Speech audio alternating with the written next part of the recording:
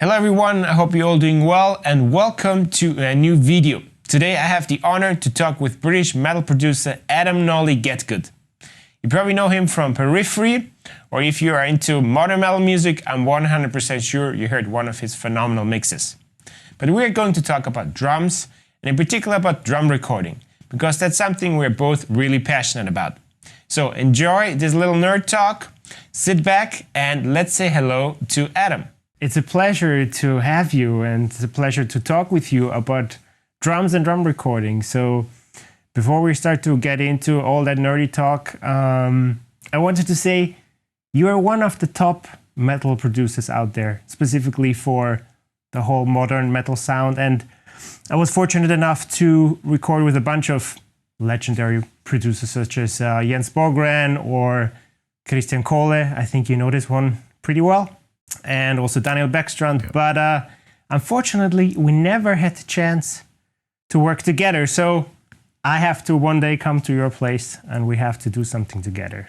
How about that? Man, it would be an absolute honor. It would be an absolute honor. I've been watching you play drums for a long time now. And I remember really clearly when you joined Decapitated.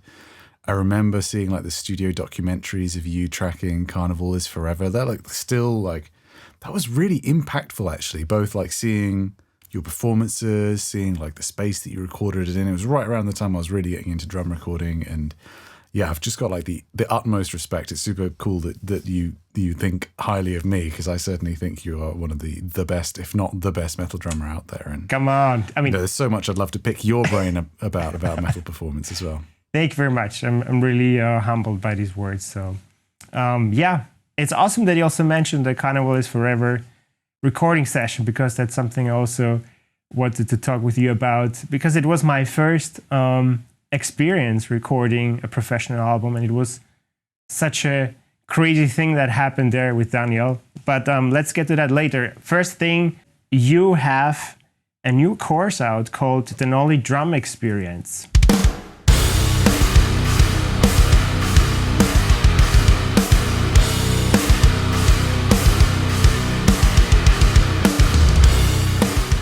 Can you tell us a little bit about what is that? What can people expect from it? Yeah, sure. So in the past, I've done a couple of like drum recording kind of video masterclass things that people have seen. But I really wanted to kind of update those a little bit.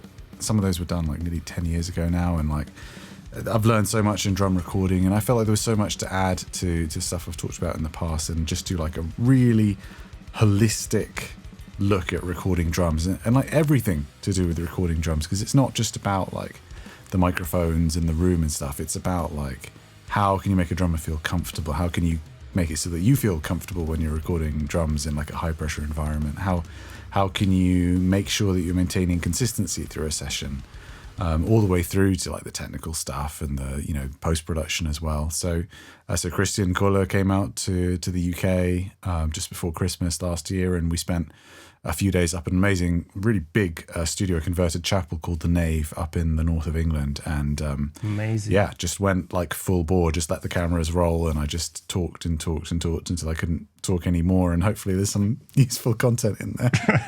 So it sounds we like also did some actual recording as well. yeah. So it seems like you guys really put a lot of effort into this. Like you didn't cut any corners. You wanted to get the full thing. Yeah, absolutely. I think, and I mean, I'm sure we're going to talk about it, but drums, it's just such a huge topic. Talking about recording drums, every single type of drum and every type of cymbal almost has like its own, little quirks and things you need to know, whether it's about tuning, mic positioning, how to make it all work together, because you're not just miking up individual things, you're miking up like a whole set in a room. It's just like, for me, I love recording drums because of that kind of challenge of doing it all, and because I love the instrument itself, but it's like, it's a real thrill to do, I think, and it's so satisfying when you get it right. But there's so many pitfalls that I've fallen into, even recently, stuff where I'm like, oh, I can't believe I didn't know about that until now. So it's really nice to kind of just have the time and freedom to just kind of stretch out into a really, really long form piece like I did with Christian. So if you guys want to check it out, there's a link in my info box.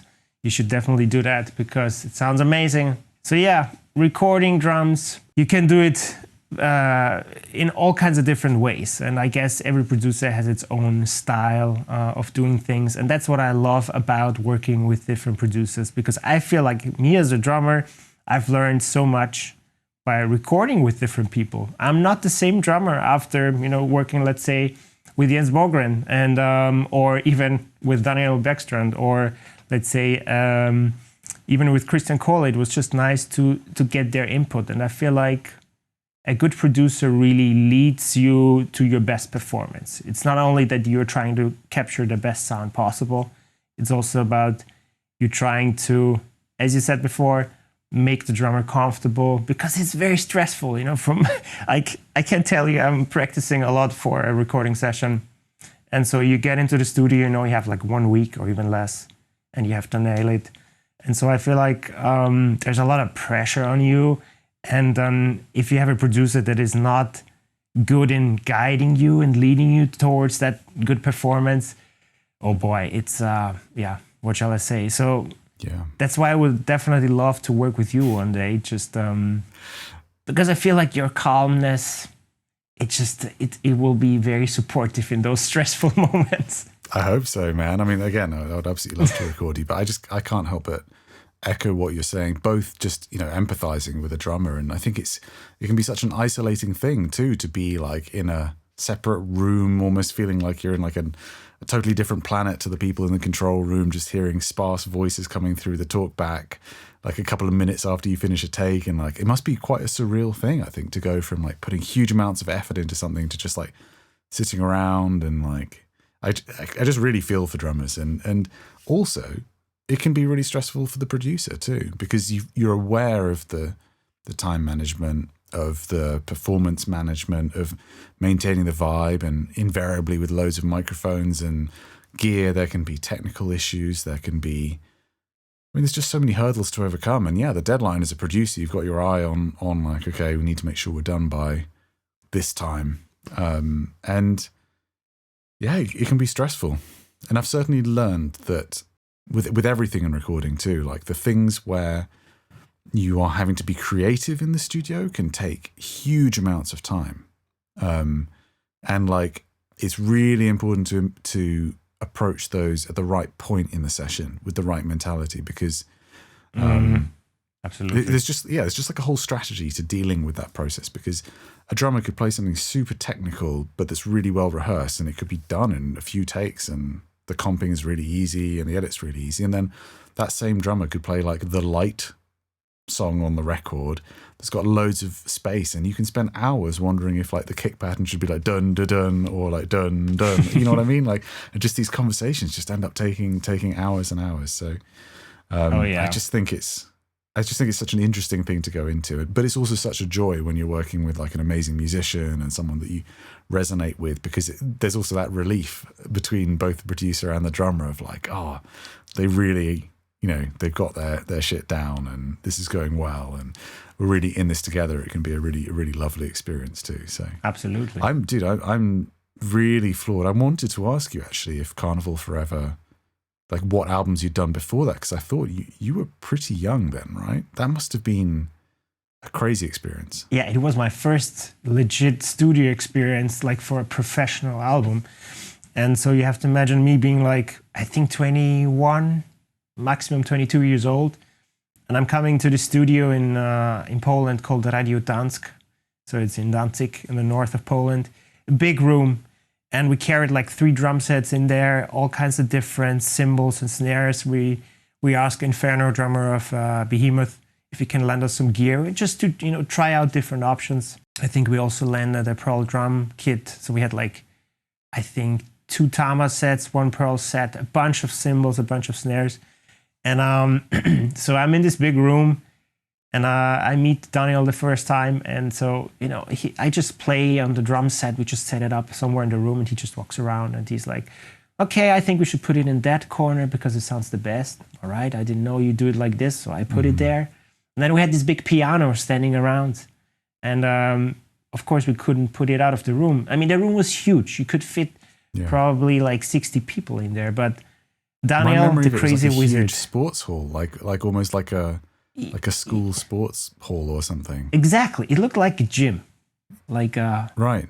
you could play easily basketball there. So huge room, lots of potential. And, I thought like we're going to put the drums and a bunch of microphones and I start playing. But no, Daniel had a different idea. So we put that piano in front of the kicks because the kicks were literally fitting right underneath it. And he was like, all right, I think we're going to use this as some sort of a sub kick. And then it got even crazier. Then we put, because I play with 2 kicks, we added 2 more bass drums in front of the actual kicks to just make it longer. And then we had a microphone in the piano, between the kicks, in the kicks. I think just like 5 microphones all over this weird construction. And we had to like put a bunch of blankets and carpets on this piano just to isolate everything. But then we had the issue that in the room mics, which were behind me, we didn't have any kick sound. So what he did, we had a big amplifier behind me, or a big speaker, and we would just run the kick mic through there, amplify the kick sound in the room, so you actually have the kick sound in the room mics. And then we also had to open the hallway and put a mic there, so we used the natural reverb of the hallway, and we couldn't record if someone was walking there. So you can imagine it was me there, first time in the studio, and my drum set didn't look at all like a drum set. Like I didn't know where to hit because there was a piano, there were huge microphones in front of me, and I was intimidated. I remember you had like some really big microphones. Didn't you have like an SM7 on the snare or something? Yes. I remember there being just like a lot of stuff around. SM7 with this other radio mic. I always call it the elephant penis. I don't know the actual name of it. Is that the one? I think it's what it is. It's just yeah. So it's I usually think referred to as some kind of penis. So I think that must be right. So it's a phallic microphone, and exactly. So I had this in front of me, which is easily like this wide. It is just like these 2 big microphones. And it was just positioning-wise, that's a nightmare. Yeah, it was. And I remember watching the documentary. You talk to the camera and you talk about it like it's pretty normal. I remember. I remember being like, we've tried a few this and that, and we tried. I remember a specific comment where you were like, we found the snare with the most low end, and I was just like, in my head, I was just like taking notes, like, oh. Never really thought about low end on a snare drum before. I was like, cool, I need to think about low end on snares from now. I was like, this young guy seems to really know what he's talking about. Well, no, I didn't. But that's why I actually also wanted to ask you, because after that experience, I was wondering if this is normal to experiment that much. And I wanted to ask you, how much are you experimenting in the studio? Would you ever do something that crazy, or you think it's like a bit over the top? I mean, I really respect it, and I think for the record, I actually think Carnival Forever might be the best sounding Bergstrand record. I think the drums sound amazing on it, and I'm sure you've got a huge part to do in that. But like, I think it sounds fantastic. But I never do that kind of thing with a drummer recording an album.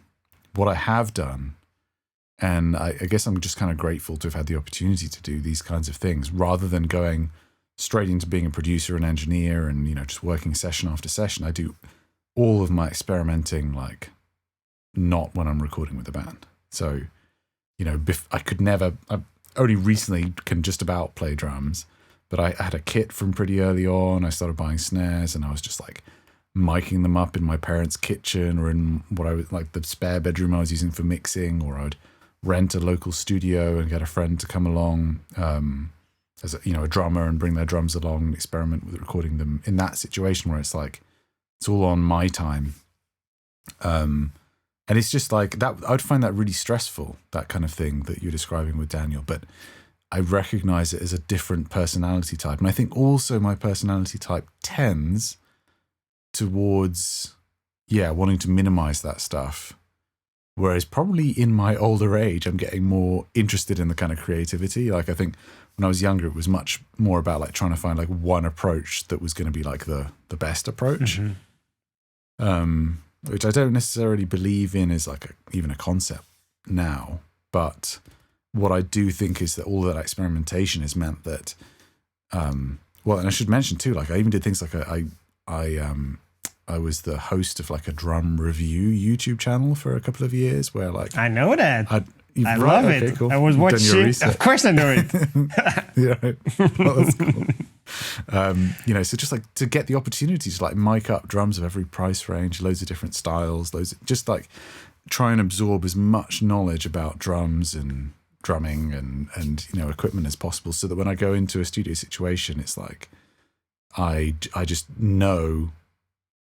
I know what's going to happen. Like I don't mean that I'm premeditating everything, but I just kind of know how different drums sound. I know what tends to be good for a certain thing, and I can decide pretty quickly, so that the drummer is setting up their kit, and I've already kind of made a mental note about everything that's, you know, I'm going to try and what the potential options might be. And that means that the setup for me is usually half a day, maybe a bit longer, which is everything, like starting from an empty room to everything mic'd. And then typically we might record track 1 that day, but always with a mind to like, maybe we're going to hear this tonight or tomorrow morning with fresh ears and be like, actually, we're going to adjust a couple of things and then take that song again. And then from there on, it's like, you know, smooth sailing through the record. Okay, so you're... but yeah, huge respect to guys like Bergstrand that are just really experimental and creative. I felt like, you know, I'm a bit of the guinea pig in a way. He just let me play and he just came up with those ideas. So you're the kind of guy that would rather experiment on your own and just, I guess also because of the studio time being always so limited for bands that you don't want to take that away. I get it. I get your point of view there. But on the other hand, I feel like as a drummer, we are all playing it very differently, right? We never hit the same, and we have a different approach of playing. And so I would also usually have like a day, at least, for sure a day, just to set up the drums, mic everything. And with Jens, for example, he would just let me play it for like non-stop. Whatever can come up with my mind, and he's just doing his magic. And you're like exhausted just from the first day of just hitting the drums and playing, and you just see him turning knobs here and there, and then you're like, oh, when is this guy finally done, you know?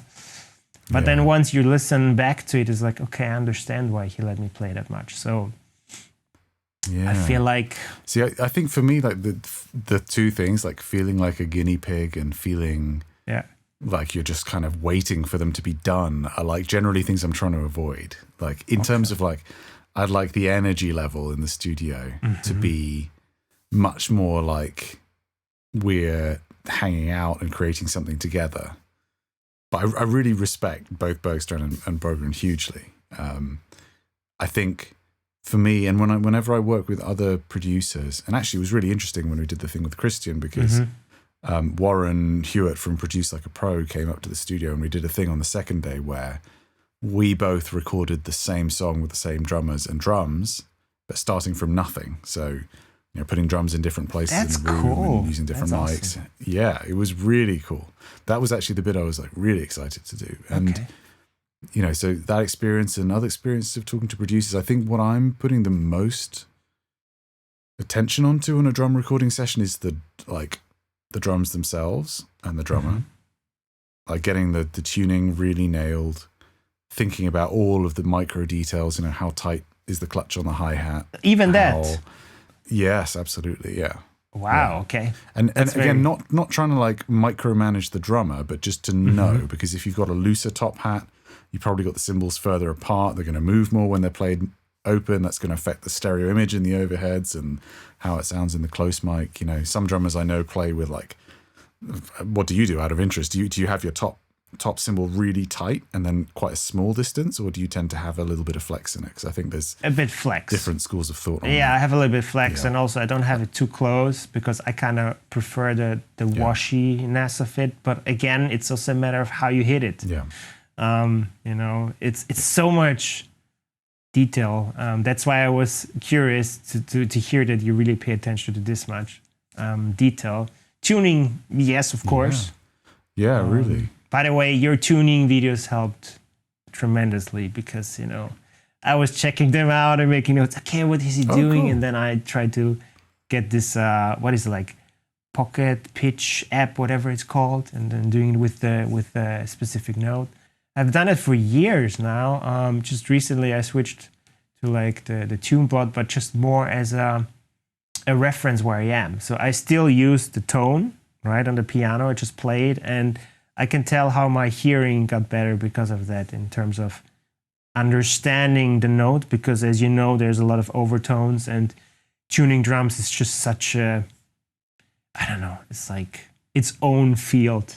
You know, you can talk about drum recording, you can talk about drumming, and you can talk about tuning drums. I feel like it's something, or for me, it was always like, how shall I tune my drums? Everything is wrong, everything is right in a way, you know, so. Yeah, 100%, man. It's like so many aspects of music. I mean, it's a bit like technique or something like that. Like, you know, you can go at it with like, you have to do it this one way, and then other people are really freeform with it, and you get totally different results that way. And I think it really just comes down to intention. I think in the studio, for me, the thing with wanting to use some kind of pitch reference was for being able to get back to something that was really good. I think that, in fact, with pretty much everything which I've discovered with recording and production that I haven't seen other people talking about, it's usually come out of like me stumbling upon something good and then not being able to replicate it, even though everything else being the same. And then like being like, okay, I've got to get to the bottom of why can't I get that good thing that I had, you know, a couple of hours ago or on the last session or whatever. And there's often some insight in there, and yeah, like thinking about the pitches of the drums and then kind of really going down the rabbit hole of the relationships of the heads and that kind of thing was like, oh, okay, cool. Now, anytime I want to, I can, at the end of the session, if we had the snare tuned a little bit lower, it's going to have been tuned to a specific pitch, and all I need to do is just retune it to that pitch, and we can punch in again if the drummer wasn't happy with that fill, you know. And that kind of stuff is just really useful, because it sucks if there's things that from a creative perspective need to change, and then because of technical limitations it's really difficult to do that. I really feel for any musician if that's something which kind of holds them back in the studio, you know.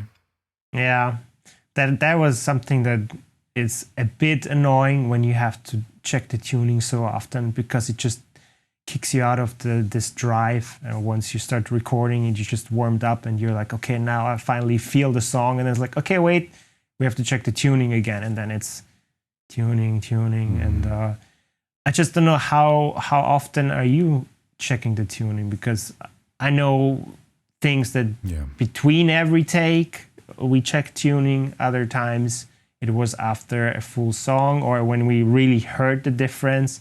But it's just, for me as a drummer, that's really the most annoying thing, even though I totally understand your point of view that it's supposed to be as equal, you know, from the when you hear the song in the beginning towards the end, it should be all the same.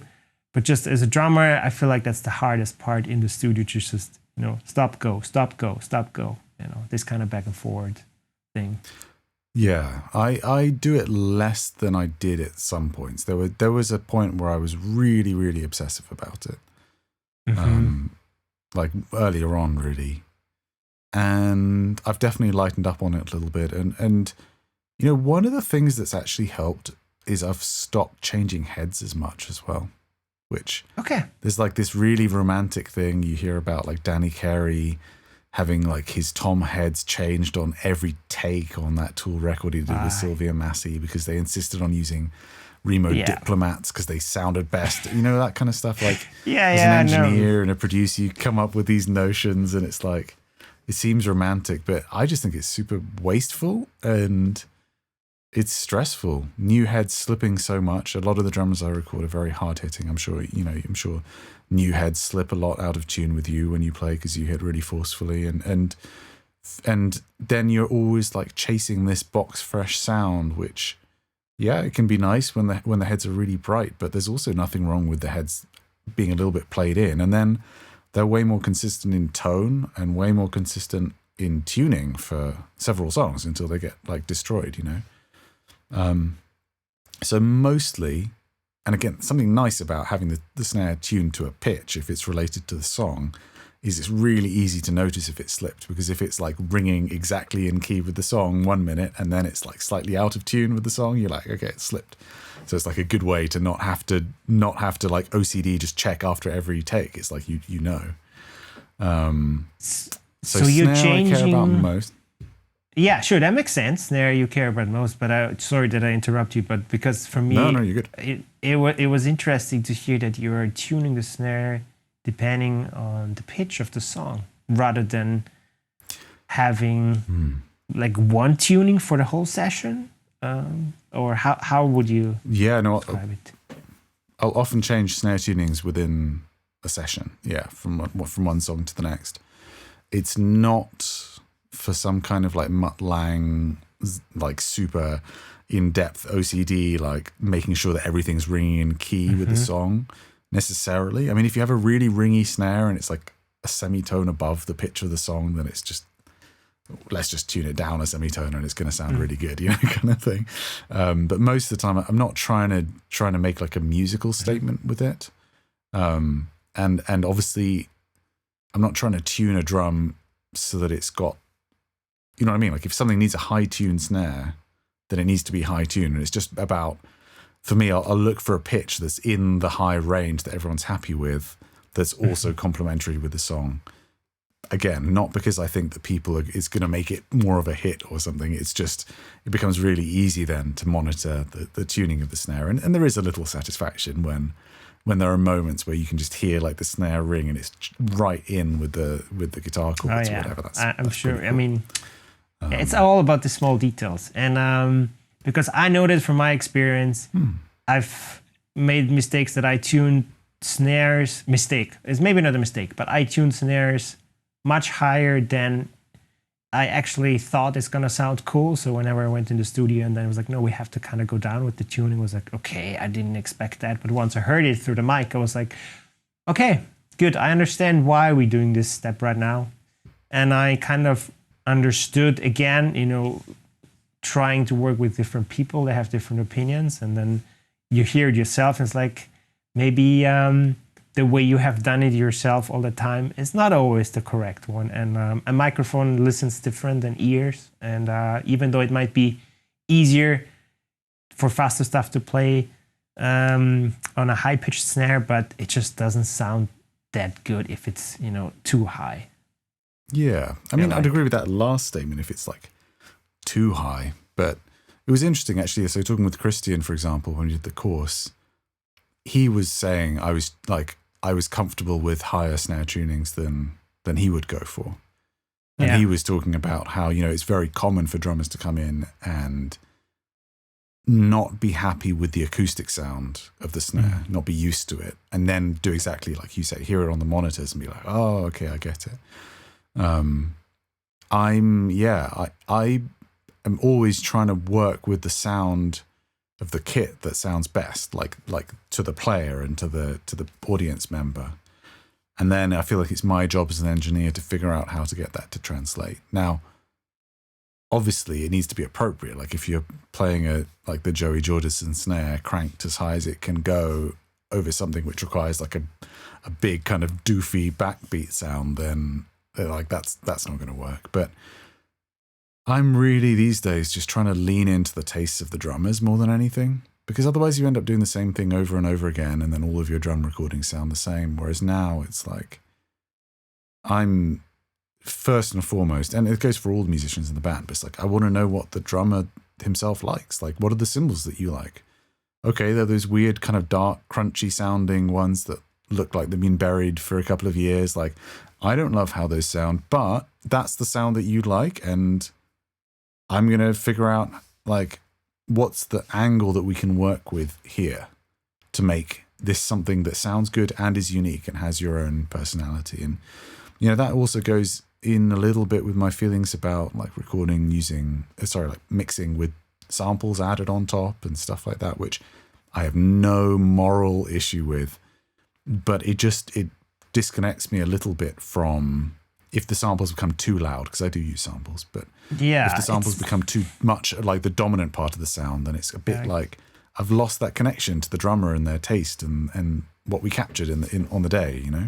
Sure. I mean, also what sense it makes. I mean, I totally understand samples are part of the game nowadays. You know, it's being used in every production, not only metal productions. So even in pop productions, you have like snare samples where it's like, okay, I didn't expect that. But I totally get it when it's a bit awkward when you spend so much time chasing the most natural and best sounding drum sound, and you were dialing everything in for one day, and then you just add so much samples that in the end it loses all of that character which you were chasing in the first place. I think for me it's like that thing which you hear all the time from like really old dudes, and it doesn't sound where they're like, music's not the same these days and stuff like that. And I'm not going that far, but I do enjoy when you hear little humanity in stuff, like when you can hear absolutely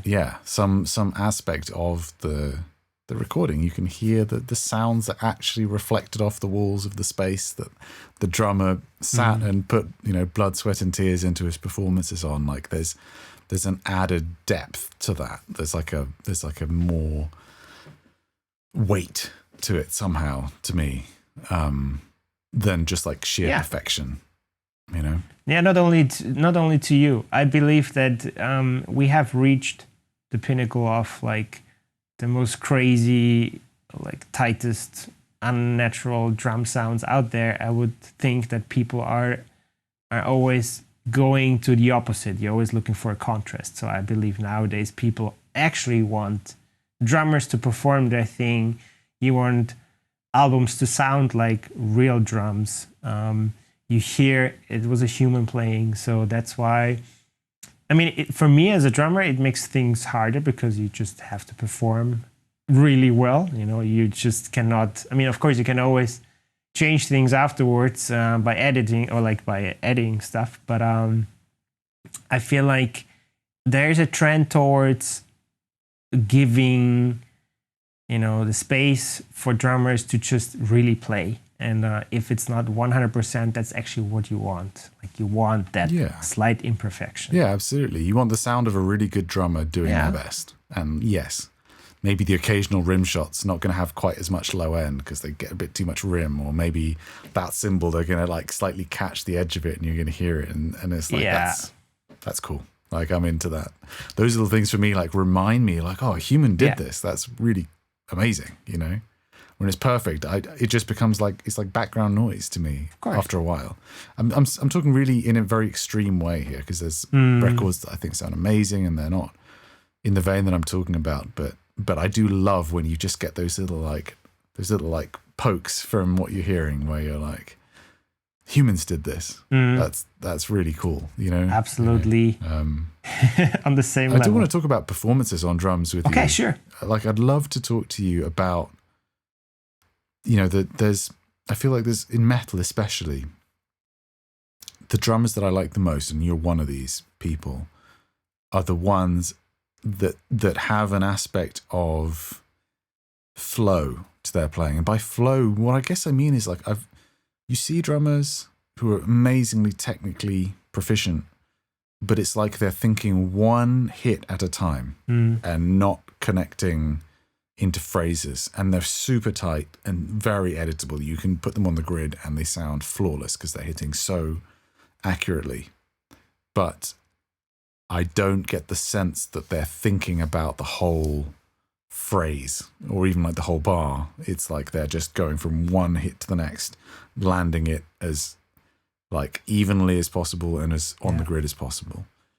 And I feel like what I've always loved about your drumming, and I remember because I'm not a huge like death metal listener or black metal or but the thing that I like about Decapitated as a band, the thing I like about your performances on Carnival is Forever that really like perked my ears up was like you could be blasting and you'd still feel like the beats. You know what I mean? Like you're not just hearing like a completely rigid set of 16th notes. And then I saw you drumming and like you're like bobbing your head in quarter notes while you're blasting. And I feel like you can hear that. There's like a sense of groove and flow that makes it so much more interesting, I think, and like kind of exciting to hear. And I wanted to ask you what like which drummers maybe or records that like in the metal vein really that maybe kind of gave you an idea of playing that way, or if it just didn't really occur to you and you just kind of fell into that?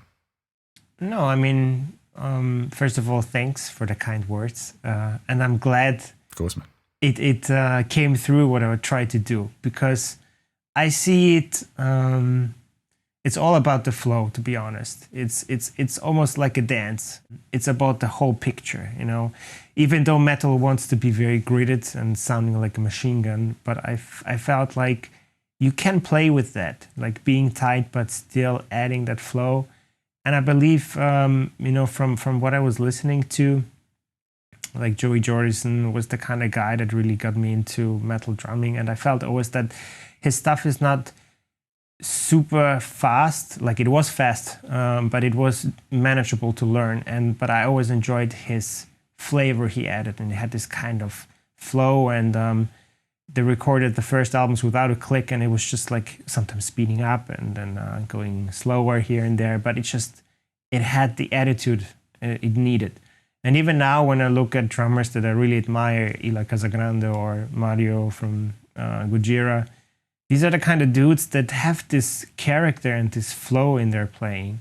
And I guess that was something I always wanted to have, like some sort of character when I play. And try not to think too much of like being as gridded as possible, so it's like to sound like a drum machine. And I think by also joining Decapitated, the fact that I you know, played with Volk, and he kind of changed my playing quite a bit because he gave me some input. You know, it was really a crucial moment for me. Same as like working with different producers, but this was like being with a musician that gives you a creative input and then tells you like, okay, I think you should play it that way. It has to flow more. And that was really like a death metal boot camp in a way for me, but in a good way.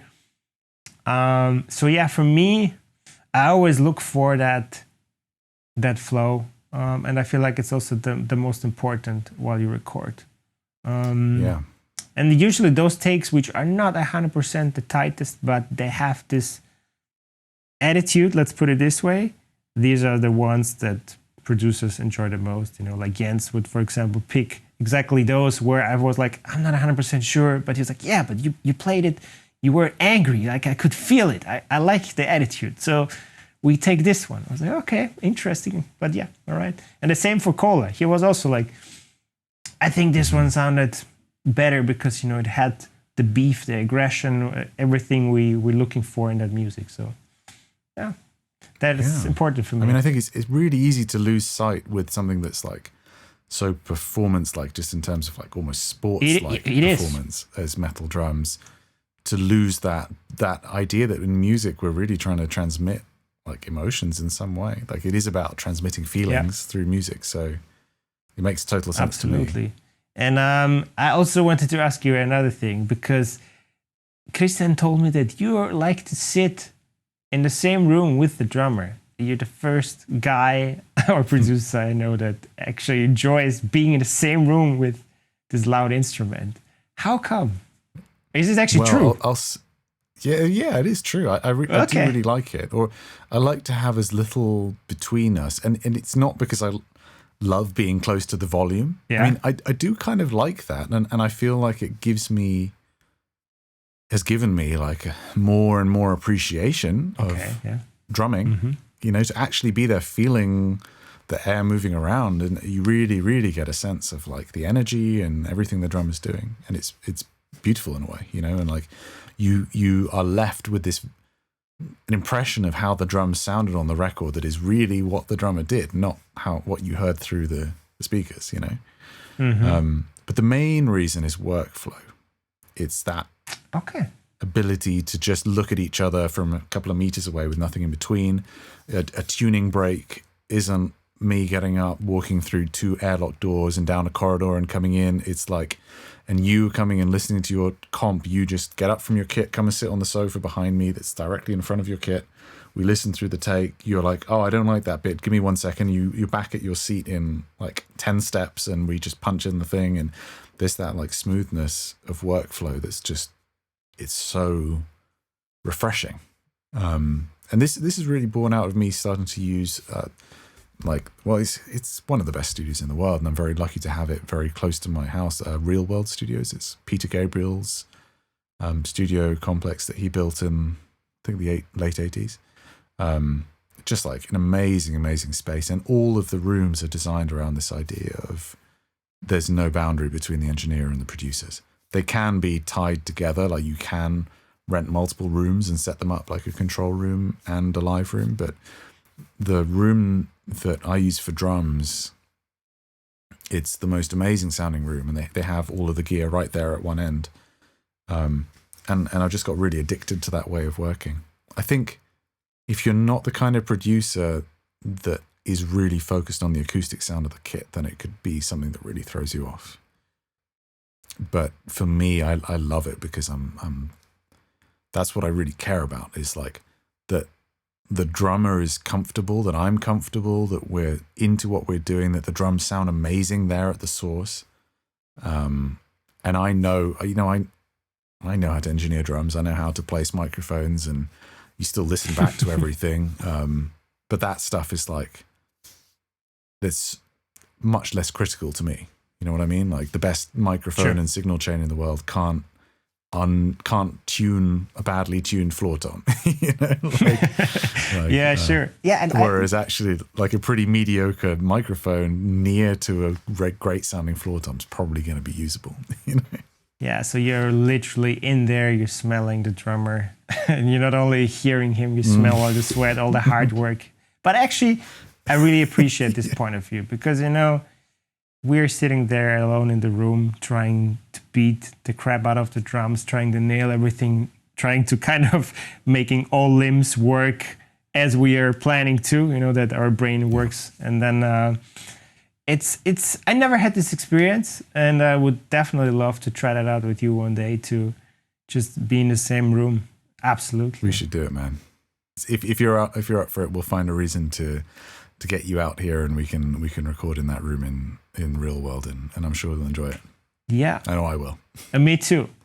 Right, Adam. We have been chatting already for like 40 minutes. It's been a pleasure, but I think we can call it quits. What do you say? I'm up for it. I feel like we could continue talking for a long time, but probably it's never ending. It's a never ending one, but I really enjoyed it. And if you guys want to check out the course, remember the Nolly Drum Experience, link is in the description. If you want to step up your game with recording drums and do it as Nolly does it, check it out. So thank you very much, guys, for watching this video. I see you in the next one. See ya. Bye bye.